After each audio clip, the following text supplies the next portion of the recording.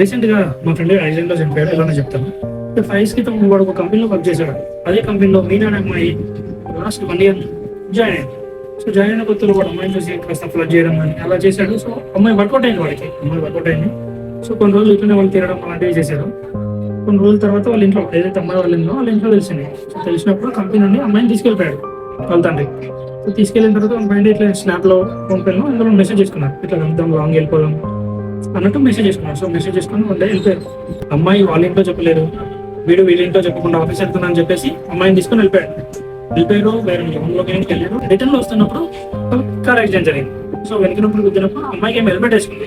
అమ్మాయిని ఎవరు చూడద్దు అనేసి వాడు హెల్మెట్ ఏం చేశాడు, అమ్మాయికి వేసాడు. వీడు ఏం చేశాడు, వీడు హెల్మెట్ వేసుకోకుండా అట్లా డ్రైవ్ చేసేసాడు. సో కింద పడంగానే వాడు స్పాట్ లో చనిపోయాడు. అమ్మాయి కోమాలోకి వెళ్ళింది. ఇక్కడ లారీ గుద్దినందుకు వల్ల వాడు చనిపోయాడు, హెల్మెట్ పెట్టుకోవడానికి వల్ల వాడు చనిపోయాడు, లేకపోతే వీళ్ళ ప్రేమ వల్ల వాడు చనిపోయాడు.